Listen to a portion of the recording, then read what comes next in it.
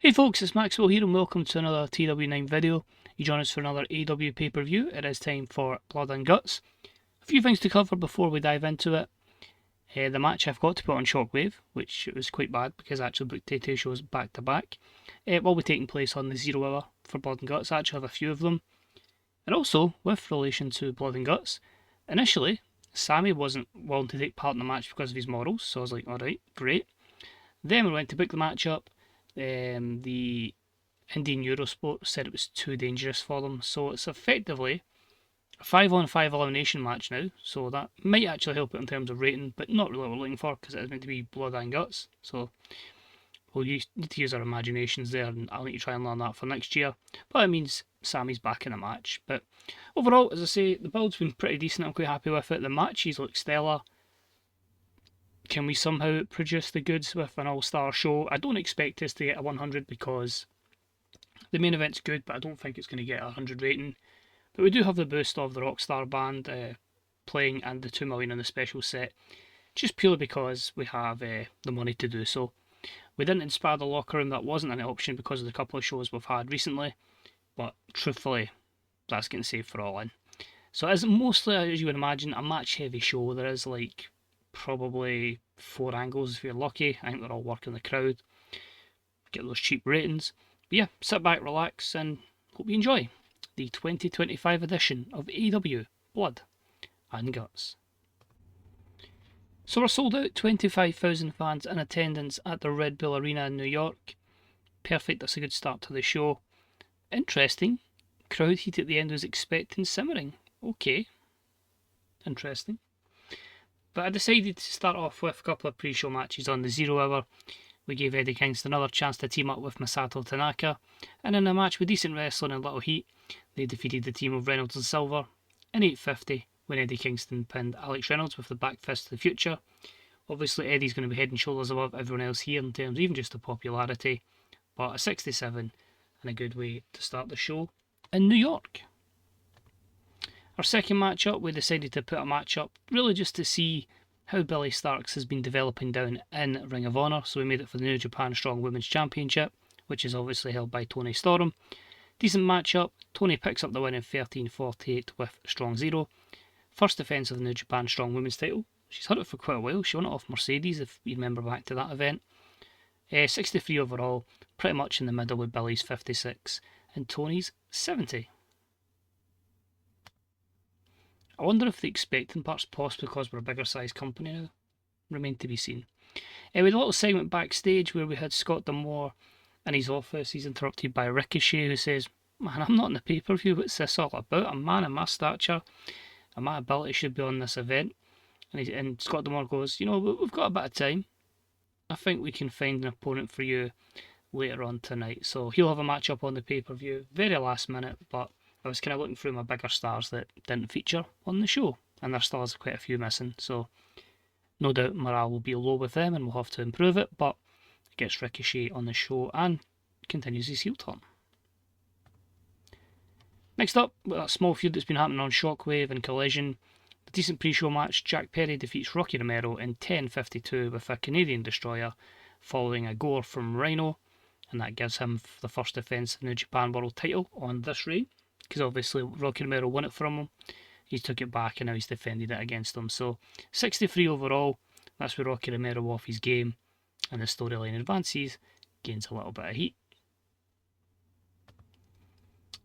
And then the mystery partner was unveiled to be Kenta. I've been trying to plan this for a while. Actually, initially was going to be when Moxley was basically berating Shibata down months ago that Kenta was going to be, I've got somebody, and the two is going to kick ass because Kenta nearly needs a bit up the arse as well to be like back to how he used to be, but I feel like put them together and just have them properly striking people. But wow, I've just seen a few of the ratings and I'm quite intrigued by it. Pre-show matchup anyway, decent wrestling but not a lot of heat. Shibata and Kenta do defeat the Grizzled Young Veterans in 11:04 when Kenta pinned James Drake with a Kenta combo into a Basaki knee strike. Zach Gibson with an 83, that's fantastic from him. And overall together they produce a 73 rated segment, so strong stuff there on the pre-show. And we dive straight in to the main show with the Continental Championship on the line. We had a great wrestling match here. We had decent reaction from the crowd. Kenny Omega defeats Swerve Strickland in 24:39 by pinfall with a one-winged angel. This gives Omega his 9th defence of the championship. 81 for the wrestling, 70 for the crowd, and an 82 for the segment as a whole. Pretty happy with, as I say, the performances, 80 and 83, and just Kenny getting a little bit stale. Negatives here, physical condition of Kenny and both guys' inconsistency, but Kenny remains your Continental Champion. And he takes the praise of the crowd as he retains his title for a 75. So the crowd's like, well done Kenny, we're proud of you, etc. But we need to look at his gimmick getting changed. Second match of the evening saw Bobby Lashley in a decent matchup defeat AJ Styles in 11:13 by the spear. This one ended up being a 73 overall, a 75 played the 67. Their storyline advances and gains heat. I was kind of had the idea that like AJ is obviously going to be selling the beatdown they had the night before, and Bobby Lashley takes full advantage of that to pick up the win. Then in the bout that had great wrestling and not a lot of heat, as Rush defeated Bandido in 14:26 with the Rush driver. This was our steal the show matchup, so we gave it, as I say, just under 15 minutes, and it gave Rush his 4th defence of the title. Despite the lack of psychology, they had the crowd involved, which is good. I know it only says 46, but the fact they weren't deemed as pre-show workers or anything like that, they brought an 81 and an 83. They had good chemistry together, and I think if you take away the psychology, you maybe get about an 82 or an 83 out of that one as well. So excellent stuff there. We're going to raise the prestige of the TNT Championship, and we're definitely going to get Rush very over, which was the plan. Women's Championship next, decent matchup. Jamie Hayter defeats Dr. Britt Baker, DMD, in 11:17 with the curb stomp. This was the storytell matchup I thought would be weak because of Britt's continuous poor performances, and it gave Jamie a quick first title defence and a 66 overall, so she done okay to carry Britt to that. Moving forward, we had some good wrestling and a decent reaction from the crowd as Aussie Open defeated the Undisputed Kingdom, Roderick Strong and Kyle O'Reilly in 22:35 when Kyle pinned Kyle, Fletcher over O'Reilly with the Coriolis, giving them their first defence of the world titles. This was always a plan, and this has been Mark Davis off his game, bringing in 82, but I felt like these two teams would be very, very strong together, and just makes Fletcher and Davis look $1 million, so delighted with the 84. Then had a decent matchup that had MJF defeat Chris Jericho in 11:31 using the ropes for leverage. I felt like this was going to be an absolute shocker. Jericho off his game, a 50 and a 60 and a 62 overall. I need to get MJF firing all cylinders with the right opponents because it's just not worked so far with MJF, which is a shame. But anyway, MJF picks up the diamond ring from hitting Chris Jericho with it. And then at the top of the ramp, we see Ricky Starks, Wardlow, and a returning William Regal. MJF lets out the biggest smirk possible. Is this a potential alliance? I don't know. It could be. But they definitely seem to have Starks and Wardlow with William Regal. And he debuts his villain gimmick, which was adequate. And the performance of Ricky Starks was good. So, good stuff there. We then had some good wrestling and a decent reaction from the crowd. Brody King destroys Ricochet in 15:04 with the Gonzo Bomb. That was his punishment, getting Big Brody King. 79 for the wrestling, 55 crowd, 78 for the segment. Ricochet brought an 88, Brody King brought a 78. See, to be fair, to do that and then have a psychology penalty and still get a 78 is pretty good. So hopefully, as I say, over time we can sort that, because Brody's son did quite like to give a singles push date in the future. So, good stuff. And then the debuts to take on the Young Bucks. It is about that had some good wrestling and a decent reaction from the crowd. The Young Bucks still picked up the victory over the recent recruits to AEW, and that is Alex Shelley, Kushida, the Time Splitters, and the Bucks won in 14:23 when Nick Jackson pinned Kushida. Bit of cheating there, made it steal the show. I was a bit unsure what I'd get from Kushida and Alex Shelley just given their age, but as I say, still pretty good performances, a 79 overall. It's really more so to add depth to our tag division rather than somebody that's going to be winning constant matches, and it gives the Young Bucks a good bit of momentum. But I felt a good place to debut the Time Splitters. I got Shelley and I had a plan for him to kind of go into that main event storyline, But when I seen TNA were letting go of Kushida, I'm like, there's your answer right there. And most of them are on handshake deals, so they can work elsewhere if they wish. Decent Wild Brawl. Becky Lynch defeats Kris Statlander in 13:03 with a hard knock. Sadly, it did not click. So it takes, I would imagine, a matchup that would have been in the 70s down to a 66. It's a shame, but sometimes you just get that way. You find out on the event and that happens. So 66. Becky remains unbeaten. Now we have a weird scenario where it is an AEW World Championship match, and out first the coin drops and it is the Rainmaker Kazuchika Okada. So a 64 for Okada as he get ready to face OC. OC gets the usual 88, that was my cheap way of doing that. His entrance to the ring, crowd goes wild for Orange Cassidy. So here we go, Orange Cassidy, Kazuchika Okada, AEW World Championship. Wow, wow. Is that the crowd maybe playing a factor? The fact I don't use crowd management. But anyway, bout that had superb wrestling. And a decent reaction from the crowd is Okada does defeat Orange Cassidy in 24:05 by pinfall with the Rainmaker. Okada wins the world title. 87 wrestling, 69 crowd, 76 for the segment. Admittedly, if I did have crowd management on, that 76 would be in the middle of that, so that would make sense. But I wonder if it takes into account I don't use crowd management. Storyline low heat would suppose lose a few points, admittedly, and the physical condition for Okada as well. Storyline just advances, but yeah, I can't really fault the wrestlers. An 86 and 88 is outstanding, but it does end with just a 76, so probably justified in not making it the main event. But next up is the International Championship. How will that do? Fantastic. See, this is where I get a bit confused because the ratings are kind of different. The wrestling was lower, the crowd is the same, but the segment's higher. Anyway, superb wrestling match with a decent reaction from the crowd. Walter defeats Konosuke Takeshita in 31:22 with a lariat. Walter is your new AEW International Champion. I just felt like it's one man you could have facing everybody, all comers from everywhere, and just having great matches, properly cement a legacy as the greatest of all time, and what a way to start it with winning the International Championship. So 87 between Walter and Takeshita. It's main event time. It is now time for Blood and Guts. Can we even get one of the 80s? I'd be quite hopeful of, but we will see. A 76. Painful.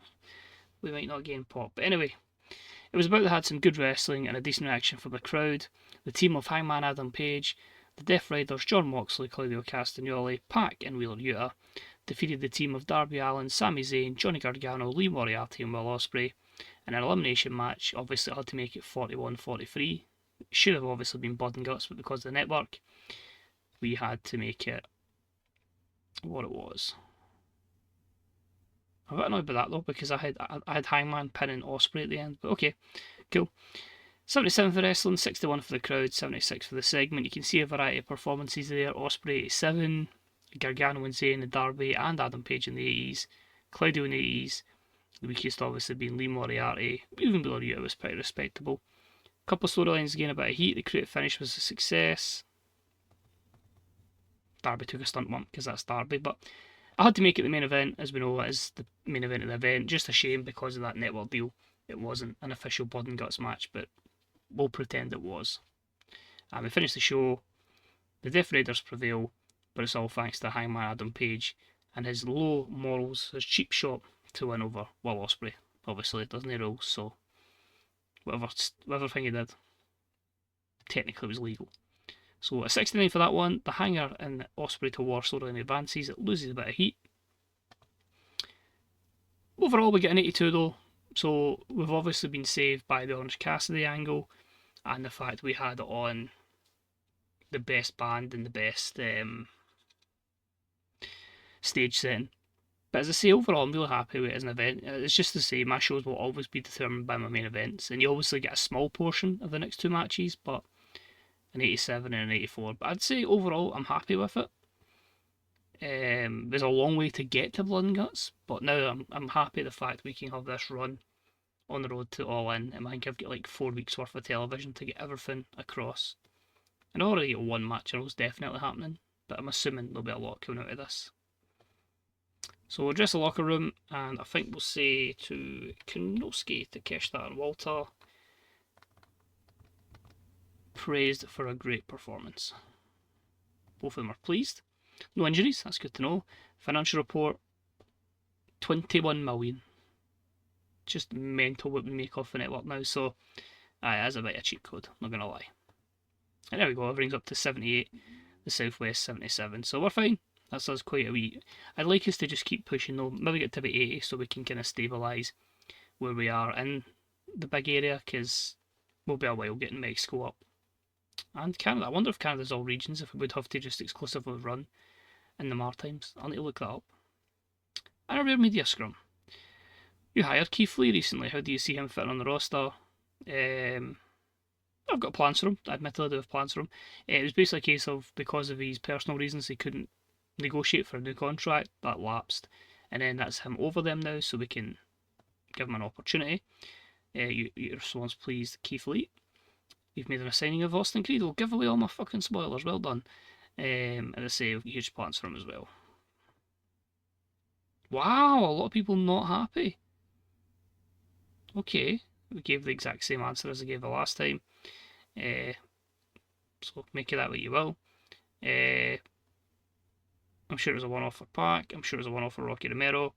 With Walter having won the international title, it was the start of a big push for him. We're going to get behind him for a big push. Stokely Hathaway is looking flabby these days. There's more to pro wrestling than abs and big biceps. Oh my god, I could actually see that being something that happened. What, Stokely, why are you fat? But I'm always disappointed when like half the locker room are upset with that kind of thing. It's like, I just gave the same answer to another worker. And that's a worker that a lot of people like, that they were asking about. But it is what it is. But as I say, I'm absolutely delighted with the couple of shows. We've got to where we wanted to be. As much as I enjoyed Orange Cassidy as champion, we kind of had to move to like one of the main guys that's known for wrestling rather than comedy. But aye, that's where we're at. Most enjoyed the show. That's good to see. Anything else that actually affect us directly? Let's sign Manu. Let's not sign Manu. Right, so the Cablevision deal has 4 to go. That's fine. He's going to go. Hashimoto. I'll see if she's developed. I've seen the stats and I was like, I kind of need to at one point. Jim Uso, WWE just never gave him a new contract, so he's there if we want him. Jody Fretter's left TNA. I say we do have every kind of wrestler for those places like signed. Well, not signed, shortlisted. Tanaka's gone. Sanada's left New Japan. They never offered him a new deal. I think he was, and he's got a torn quad as well. By the way, nobody bought it because they all watched on the network for 10 million fans. We know about all that stuff. MGF is manipulating the locker room against Britt Baker. Wheeler Yuta and Britt Baker were seen arguing, as was Marina Shafir would rip her apart. Let's be honest. Pay-per-view over us, that's fine. We're just aiming to get that over and done with. To be fair, that Cablevision deal, but in truth, like, it's another 4 weeks to All In. And Jimmy Jacobs says Mansoor's going to be a star. So I'm going to keep that there because I remember to do Chihoro's contract. But just to confirm, 26 days. Oh, that's on a Saturday.